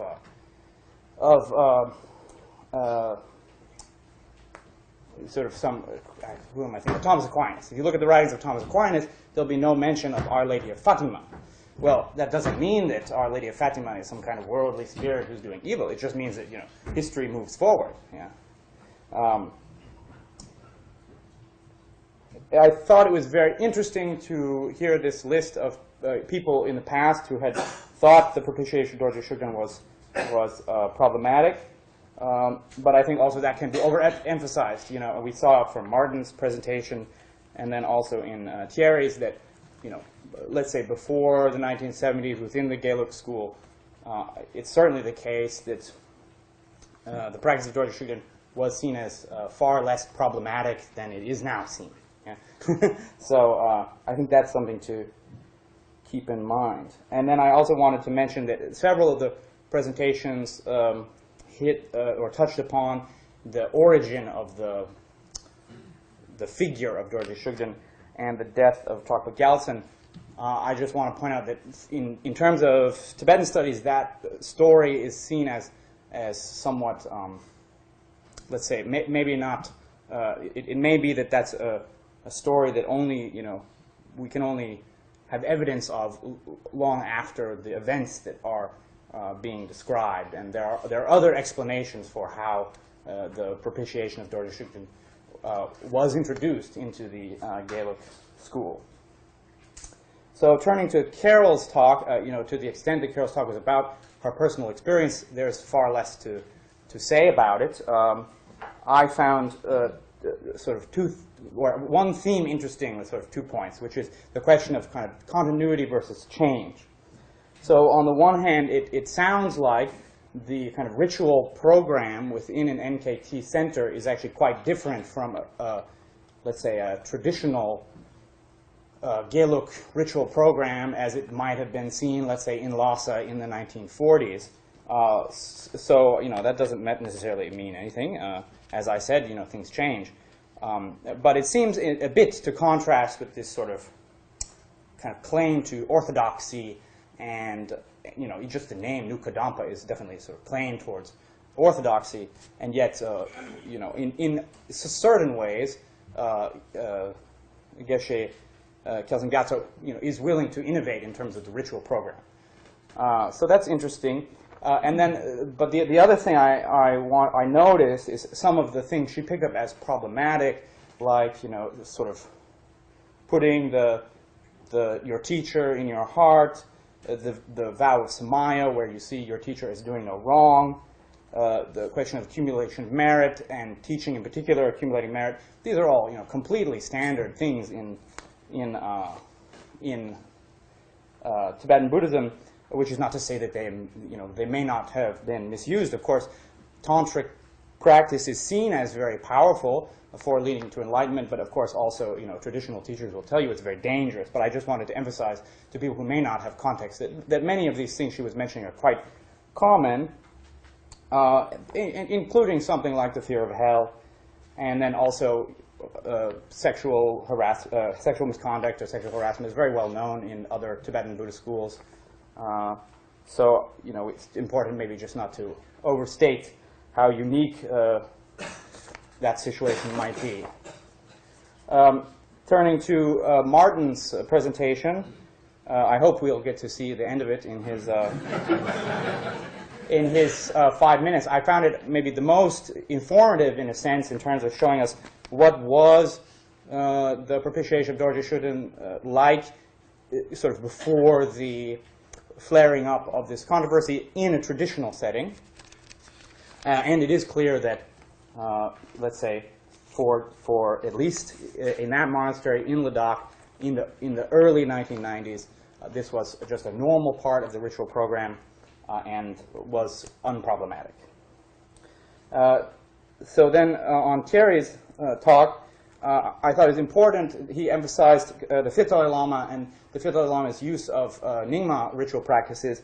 And I was trying to keep my comments at the beginning short. I do think this is an important observation, and that the 14th Dalai Lama is quite interested in kind of recalling the memory of the Fifth and the sort of ritual decisions of the Fifth, and if you like, the ecumenicism of the Fifth. The Fifth is a very famous, very powerful guy, so if you kind of act like the Fifth, that's going to give you a certain amount of credentials. And to some extent, what's interesting to me is that although the institution of the Dalai Lama and the hierarchy of the Gelug Church are extremely intertwined and have been for a long time, to some extent one can recognize the Dalai Lama as a independent institution and has its own kind of ritual interests and legitimacy interests that to some extent can be isolated from those of the Gelug hierarchy. And I agree with him certainly by saying that no controversy is black and white. Turning to the last presentation, the question of whether Dorje Shugden is a spirit or an enlightened being gets a lot of air. I think it's important to use the Tibetan terms in these contexts because using English can exaggerate the seeming differences. And I think that Martin's talk pointed to this. And then I also think it's important to recognize that whether a particular entity is a worldly spirit or a fully enlightened Buddha is not a question that is amenable to empirical verification. I also thought that certain statements he made were a bit exaggerated, such as Yeah, such as Buddhism. The Buddhist world is divided. You know, certainly in Thailand and Sri Lanka, and no one cares about this question. And in fact, you know, also the kind of innovativeness of this schism. You know, there's a schism in the Karma Kagyu sect as well. There was a civil war between, you know, the Prince of Tsang and the fifth Dalai Lama. You know, violence and schism and divisiveness is a hoary tradition in Tibetan Buddhism, and and that should be, you know, also kept in mind. And I think to some extent both sides of this debate kind of overplay its significance because they're coming at the world from a Gelug perspective, and as a non-Gelug, you know, I want to make that point. Nonetheless,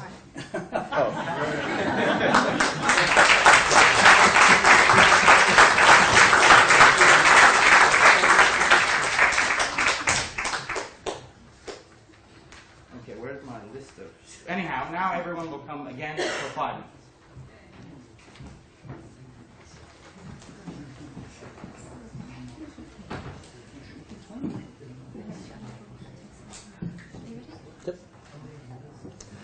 Okay, so first of all, I'd like to thank the other speakers, and particularly thank Nathan for his summary. That was very informative.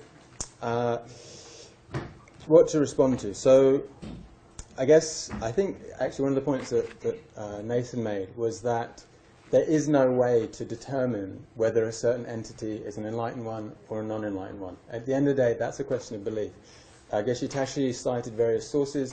We would contest those sources. Some of them he said was a fact. We would say categorically are not facts. For example, I think he did the Ganden Trippa Nawang Shugden saying that he was against Dorje Shugden. In his biography, that isn't mentioned. But anyway, the point that I'm trying to make is we could argue that forever. One of the things that became very clear is that there is within the Gelugpa tradition a very clear lineage of relying upon Dorje Shugden. That was held by Kyabje Tudem Rinpoche, one of the most highly regarded Gelugpa Lamas, by his Lama, the Bonka Rinpoche, and it would seem completely reasonable for that Gelugpa lineage to be able to continue within the Gelugpa monasteries. We would feel that for anyone to say those people are unacceptable within our monasteries, who has the authority to do that? The Dalai Lama certainly doesn't have the authority to do that. He's not the head of the Gelugpa lineage. Some people would say, well, the Ganden Trippa has that authority, but the Ganden Trippa is just appointed by the Dalai Lama, so he doesn't really have any power. One of the points Geshe Tashi mentioned was about the 101st Ganden Trippa, suggesting that he had lied, which I see that situation in a very different way. Like, in order for him to help his students, in order to promote his teachings, he had to pretend, he had to hide. That's a horrible state of affairs, where someone has to hide their faith when it's the faith, the practices that their own teacher has given them. Something that through their own experience they know is bringing them tremendous benefit. Maybe, you know, I don't know whether it's useful to go through these things, but possibly. Geshe Tashi said there's no scriptural reference within Je Tsongkhapa's teachings for reliance upon Dorje Shugden. Nathan made the point, well, of course not, because Dorje Shugden didn't appear until many hundreds of years later. We would say, as Dorje Shugden practitioners, that by his example, Je Tsongkhapa was relying upon Dorje Shugden because he had Dortsen Dragpa Gyaltsen as his main assistant in establishing his monasteries and helping him produce his texts and so forth.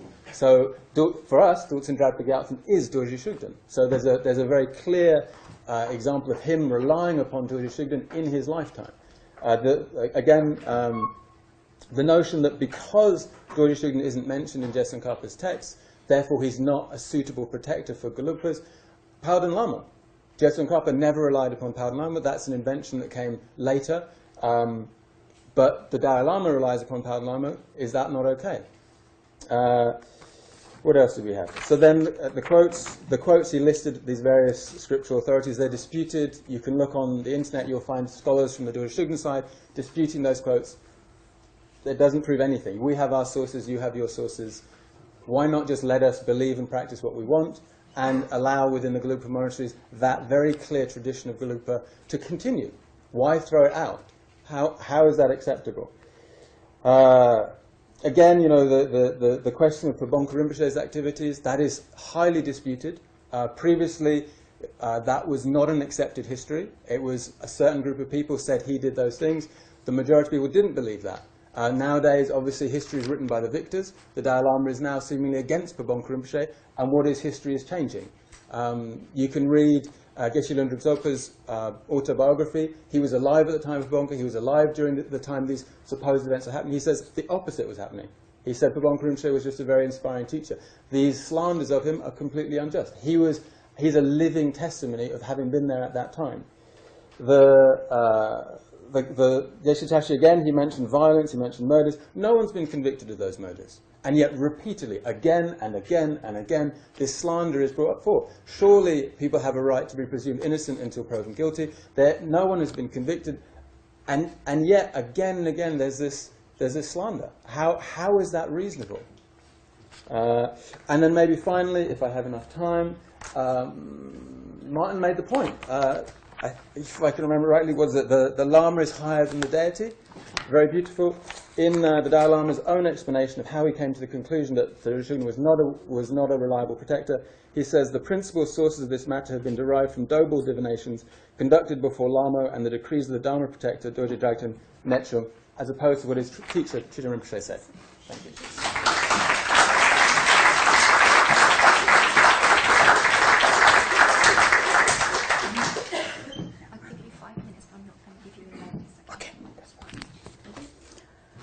Oh, yeah. So I want to make a few points here. The first, His Holiness Dalai Lama never banned practicing this controversial Dharma protector. He strongly encouraged people not to practice, particularly people who want to come to his teachings. That's what how he stands. That's his position. Quite often they use ban. That's their want to. People believe Dalai Lama bans. Never.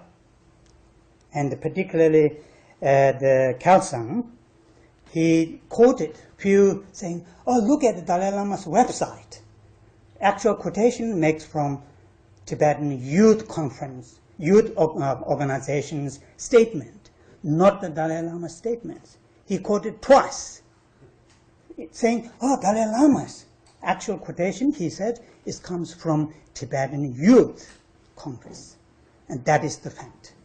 Quite often, he is the person, Khalsang, he presents this called ISC News Agent. I'll give you an example, just a small example, how he distorts the facts. In just July, I think that July 14, I think that's the case. Sorry, my notes are a little bit distorted.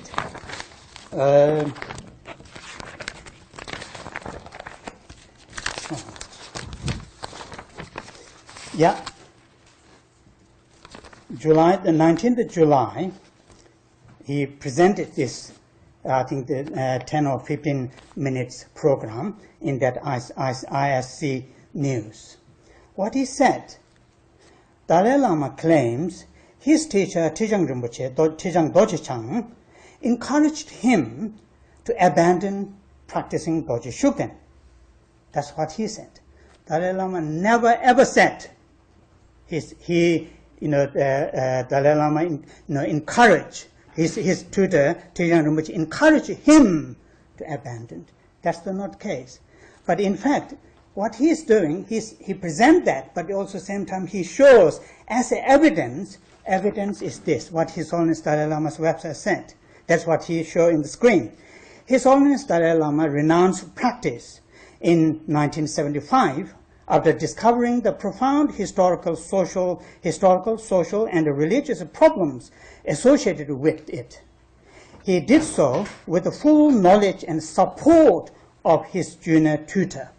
So what Khalsang did, support, that word, English word support, he twisted into saying encourage.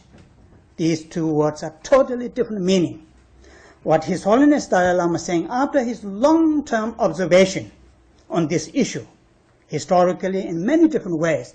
He reached a decision. He's not going to worship this spirit anymore. Therefore, he consulted his senior tutor as well as his junior tutor, his Trijang Rinpoche. That moment, Trijang Rinpoche supported, not encourage. That's a distortion. There are many other that kind of distortions.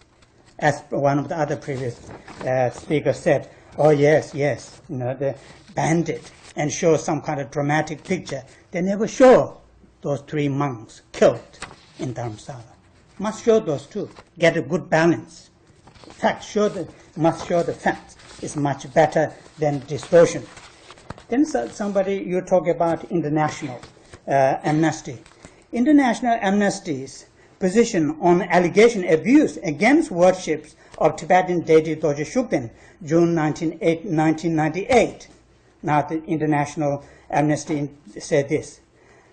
None of the material International Amnesty International has received contains evidence of abuses which fall within the Amnesty International mandate for actions such as grave violations of fundamental human rights. That is Amnesty International's reports, June 1998. That's the fact. Now, I want to say just a few words. Somebody said, why they didn't quote those murderers? Of course, those out of the local Indian police, they identified 4. Sorry, they all escaped to in China. China protecting them. That's how they kind of fought.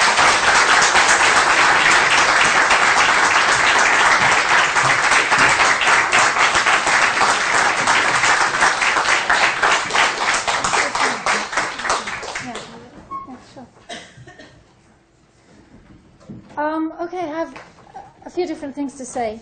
The first, I have a question for the NKT people here. The present Karmapa engaged in many prayers for the death of the regent who brought in the other Karmapa. Recently he died, and there was a lot of dispute about what happened when he died, because he wanted to have burial in Nepal.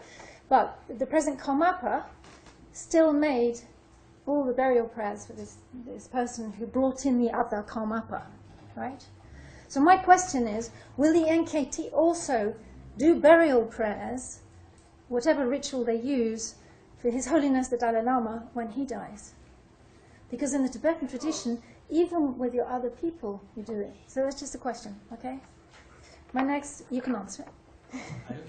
No. We don't Later. want anyone speaking from the No, but later.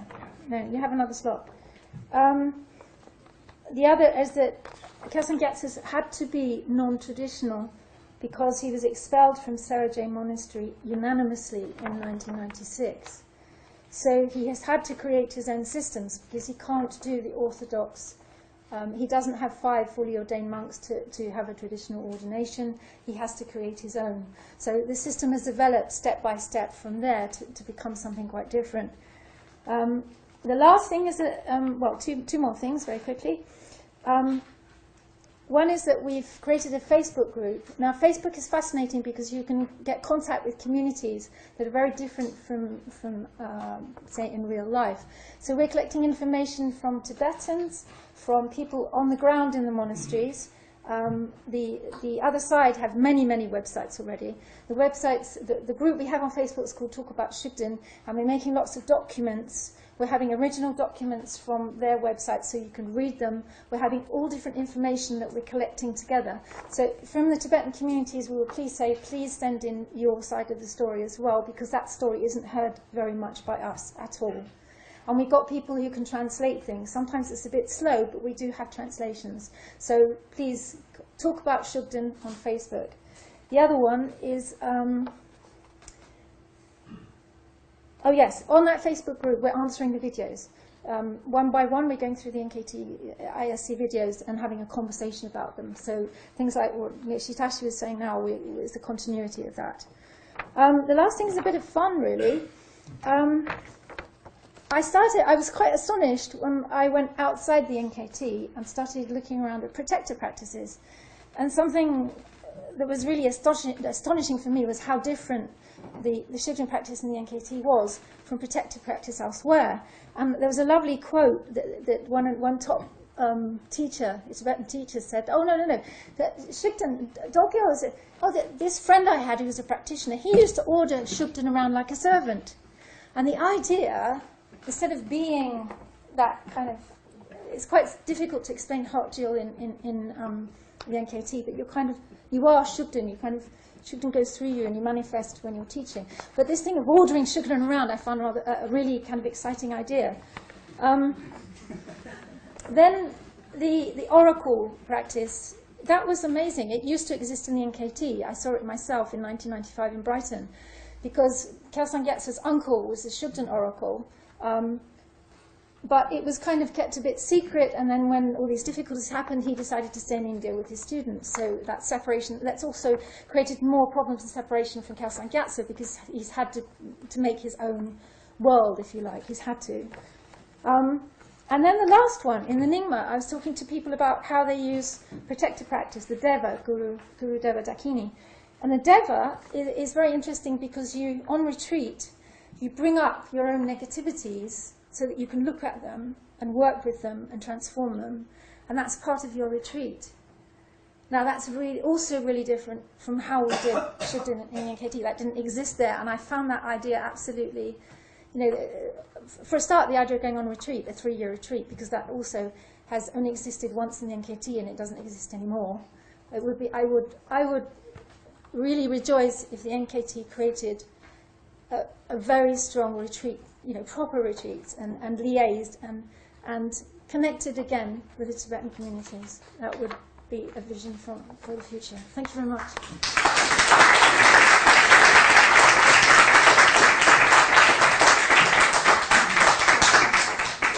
So the first question is, do you want to? Yeah, why not? Do you want a minute's notice? Or Yeah, please. I think I need to substantiate where I ended for your benefit, in that sense, that I said at the end of the talk, a lot of Ladakis were unhappy with what was at the time the Shugden supporters community activity. Let me be very clear as to what they meant about that. Their view, and this was the general Ladakhi view, was that monasteries, and this is a standard Tibetan view, monasteries are autonomous in their decision-making processes. There is no vow of obedience in Tibetan Buddhism. And in that sense, you're quite correct when you said earlier, sorry, I'll speak to you directly here, that the Dalai Lama does not have authority to ban the worship of Shugden in monasteries. Now, from the Ladakhi perspective, in 1998, they were sitting there going, we're all holding our breath. And what we don't want is for the ban to come here, because it's a Tibetan political issue. It's not for Ladakhis. We don't need to make this distinction. What they felt was by 2003 was that the issue had been so internationally polarized into Shugden Paz versus Dalai Lama Paz and everything on those lines, that they had to make a call. And because Lama Yoga, because the Lama is higher than the gods, because Shugden was, from their perspective, a worldly protector, whereas the Dalai Lama was a Lama, there was no decision to be made. And actually, as you can find this on the web, I've covered it in greater detail, but never mind. The Ladakhi monks themselves went out of their way to remove the statues themselves of Shugden. It wasn't kind of people coming in from the outside. Actually, they desperately asked people to come in from the outside. They asked Nari Rinpoche to come along. The Rangdum monks went to Likir and said, please, please, please, come to Rangdum so that we can get rid of it. And they brought a letter to him, and he ripped the letter up and said, you monks, you want to do this? Do it yourself. Which they did. So I think this issue about the autonomy of monasteries is important here. The second point is, I'm going to reiterate Nathan's point. Protector deities are political. They have been in Tibetan history forever. They are constitutional entities. Protector deities were regularly and systematically used in warfare. They were used against the British in 1886. Unfortunately, the British had Bren guns. Consequently, that was why many of the Tibetans, after being wiped out by the British, decided that Queen Victoria must be a manifestation of the protector deity Paolin Lama, because she's obviously got some serious firepower on her side. These things have always been deeply political, and that's a problem. And it's a problem when we say, ooh, we think that religion shouldn't be involved. That's a cultural clash. Okay, I said I'd say what my opinion was.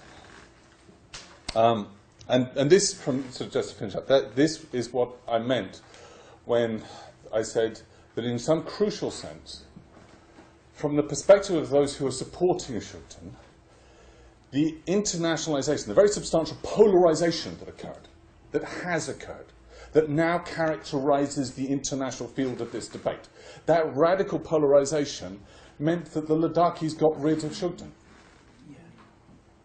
Now this is important because, honest to God, this is like watching my parents divorce. You know, what starts as one little problem eventually becomes everything.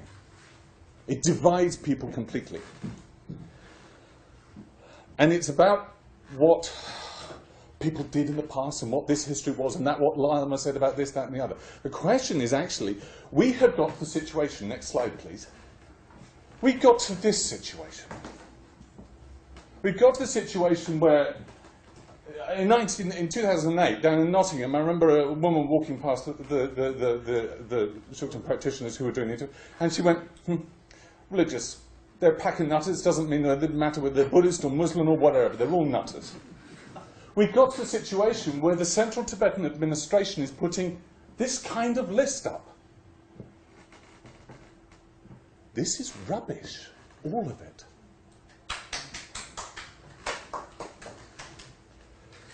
Let me be precise here. The manner in which this dispute has been carried out by both sides. Yeah, no, I'm going to finish the sentence on this one. The manner in which this dispute has been carried out on both sides has been counterproductive to the goals of both.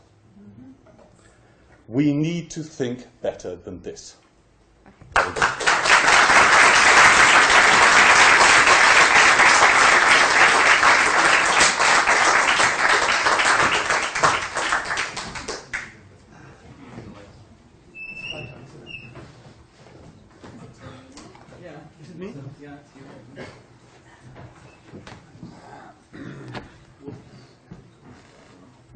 Well, actually, I don't have much more to say.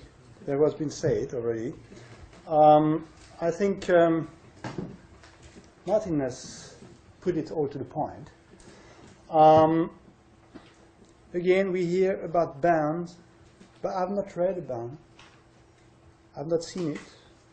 We hear about excessive reactions. Nobody doubts there have been excessive reactions. And Martin gave some example. But what I'm missing a little bit is the essence of it. As Martin showed in the case of the Ladakhi monastery, and this is not only in the Ladakhi monastery, it was generally in the region which were Gelugpas. It is true, Shugden worship had become a very normal, usual thing. Nobody reflected much about it. Well, some people, most people did. But it still is a fact that at the beginning, the whole point of the introduction of the Shugden worship, the whole dispute between people who were in favor of the policy of the fifth Dalai Lama and people who were against, this was about divisiveness, I'm sorry. This was about to make a difference between the pure teachings and those which were perverted by other schools. So, if we say that the Buddhist world is being divided, well, first, it's not the Buddhist word. Who say that? I think it was Nathan who said, well, it's not a Buddhist word. It's the small Gelugpa word. Let's be correct about that. And it's been never, yes, of course, where there is a dispute, people are divided, and that's normal. That's what happens in every society, and it happens in the field of religion, as we know. The religion is not only exception, so it's rather rule than exception that happens in the religious world, in religious things.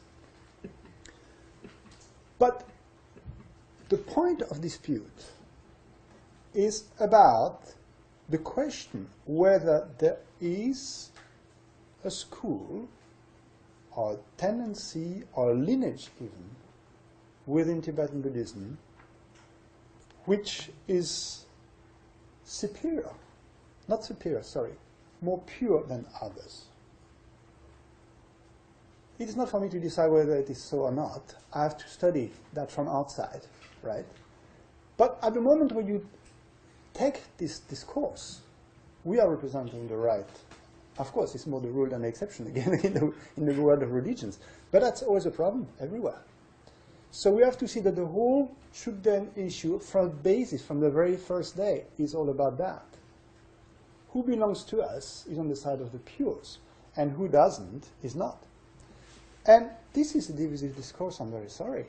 And if you have a divisive discourse, if you have divisive practice, and it goes into politics and into how the government is run, and who, in the time of the exile, who's been sent to Switzerland from Dharamsala? The old people were from the relative to Shugden circles. Why? Because those who were taking the decision were all belonging to the Shugden group. So you see, these things, and that has nothing to do with religion anymore, of course. This is a purely political, sociological issue. But this is linked from the start. And of course, when a religious authority like the Dalai Lama, now you may think he's right, you may think he's wrong, but he's an authority. And if he says, I don't agree with that, then every Tibetan, at least among the Gelugpas who are concerned directly, will have to take a position, well, I agree with the Dalai Lama or I don't. And if they don't, I mean, as far as I'm concerned, it's all right. And of course, there should not be came to be damaged because of that. But again, we hear about people being killed, we learn about terrible things happening. We hear about that, but I haven't seen much evidence of it. I've heard and I've seen things which I think were not very nice. Martin was speaking about the list which was published on CTS website. We've seen some not very nice words being written at, what was that, a shop or something like this, people correctly should not. This is not nice. And it's certainly not in the sense of Tibetan Buddhism, of the essence of Tibetan Buddhism. But this is not Tibetan Buddhism, this is people. And who sits in the glass house should not throw a stone, isn't it, they say. Okay, there will be more to say, but she doesn't allow me.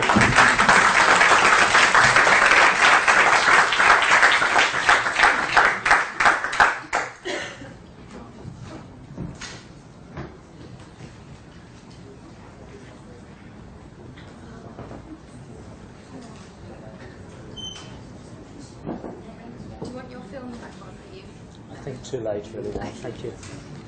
Ready? Just one moment. Right. Okay, sorry you couldn't see the rest of the film. Maybe another time. The Dalai Lama's ban is a denial of religious freedom. And it's a denial of human rights. It's causing immense human suffering, and it's not necessary. It has no beneficial result. It is destroying Buddhism. The Dalai Lama often says there is no ban, but this is not true. There is a ban, and he has caused it through his power and influence. He sometimes says that no one's being harmed by the ban, that it is just rumour. But this is not true. There is segregation, apartheid, and very widespread suffering. Because of his reputation, people everywhere believe whatever the Dalai Lama says. When the international Shugden community organised demonstrations against the Dalai Lama in Europe this year, during his visit to Italy, for instance, the Italian police forces were on high alert. Why? because the Dalai Lama's office had told the mayor of the Italian city that we were dangerous criminals and terrorists. During the demonstrations, the police realised that we were not at all dangerous. Far from it. They clearly understood that although our protests were very loud and sustained, we were in fact very peaceful, disciplined and good-natured. During his US and European tours this year, the Dalai Lama's security photographed Tibetan Shugden demonstrators and posted the names and photographs of 34 of them on the CTA website, stating, and this was just yesterday, that they have a history of violence, including murder, physical assault and arson. Because of many false accusations against Shugden protesters by the Dalai Lama and the CTA, we are regarded as criminals, and people are afraid of us. But we're not bad people. We're not evil. We're not extreme.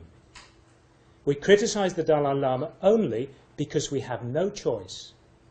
We have no other way to stop the persecution and suffering that he has caused.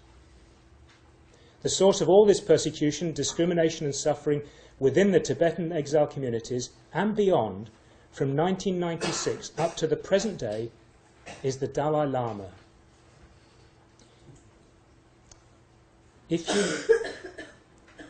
If you really want to help him, you should ask the Dalai Lama to change himself. If you really want, please not to make audible, comment. Well, even if it's a laugh or something, it's quite disrespectful. Are we stopping the clock for this? Yeah. Anyway, I'll probably be done fairly soon. Anyway. Yeah.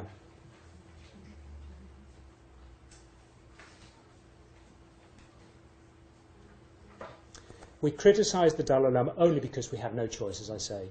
We have no other way to stop the persecution and suffering that he's caused.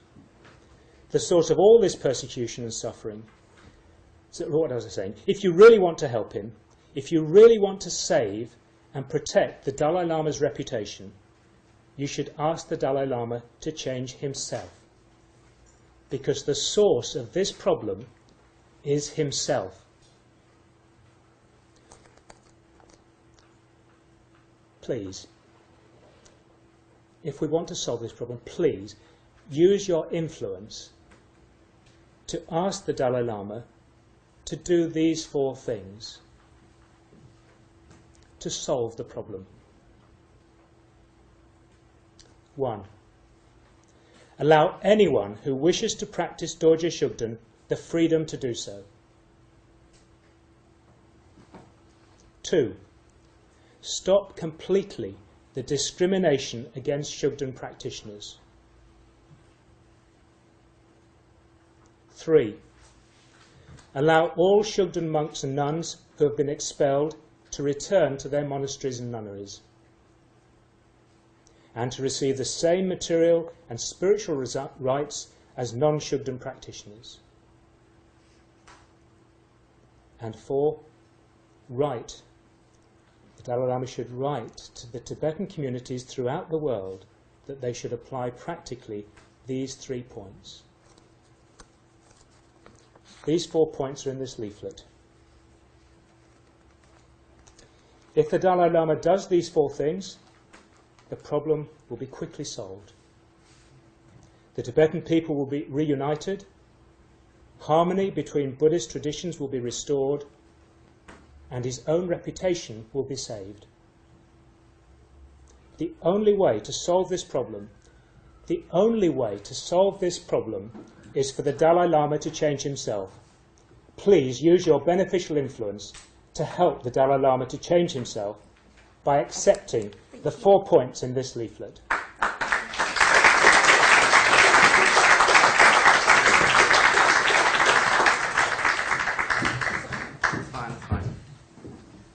Okay, so now I'll just make a few points and then we'll close. So I have 5 points I'd like to make. The first one is that I'm a little surprised that either the international Shugden community or kind of Carol vis-a-vis the NKT expects freedom from a religion. Religion is all about authority and discipline and doing what you're told. So I think that's the whole, how can I say, practice of religion is about changing who you are, which you can't do by yourself. You need a context of discipline to do that. So I see, to some extent, this clash of cultures between the Western ethos of kind of liberality and freedom as just in conflict with traditional religion. The second point I want to make is this on this question of authority, which is the Ganden Tripa is the head of the Gaelic school. The Dalai Lama appoints the Ganden Tripa. So it seems like from a sort of legalistic perspective, if you want to look for authorities on orthodoxy in the Gaelic school, if these two parties agree about something, that's a pretty good starting point. But, as Martin said, there isn't a vow of obedience in Tibetan Buddhism, and a person's relationship to their own tantric commitments, their own guru, their own deity is let's say, at least as important and often more important than institutional commitments. So, the question of authority we are seeing falls out along those lines. The third point I just want to make is about Pabonka Rinpoche. I had occasion recently, in circumstances totally unrelated to any of this, to read some of Pabonka's letters in Tibetan, and he says very clearly that only Gaelics will achieve enlightenment, that all other practitioners of all other schools of Buddhism or any other religion will go straight to hell. And in those letters, he did not promote the violent conversion of monasteries, but it's relatively uncontroversial in Tibetan studies that he did that. And in any case, whether or not he personally did, the Gaelic school, is no stranger to violence in the name of religion. And I think that's just an important thing to, get on the record. And the fourth point is that the suffering that some propitiants of Dorje Shugden have experienced is self-evident. Kind of how to quantify that or how to characterize it may be controversial, but it's clear that some people are upset. Yeah, and I think that, let's say, the other side, those who think that the propitiation of Dorje Shugden is problematic, should be more cognizant of that upsetness and to recognize it as, as legitimate, at least for those who experience it. And then 5, I would really like to agree with Martin about the tone in which this controversy is conducted. I felt like tonight went kind of pretty good until we got to the 5-minute pieces. But I can say from my own personal experience, I've organized many of these events here at SOAS, and I've taught Tibetan for a long time. This is the best attended thing we've had. But also in the run-up to this event, I've received a lot of correspondence, and I think it included the most rude and malicious things I have ever received from anyone. And, that's... Can you say one name? I haven't write a single letter to you. Oh, no. No one on this panel, everyone on this panel has been a perfect gentleman or gentlewoman. I've gotten things mailed to me from California and emails from Germany. I've had people take responses of mine that were intended privately and post them on the internet. And this kind of behavior is just extremely appalling. And that, for this debate to make any progress, it's necessary that people conduct themselves like adults.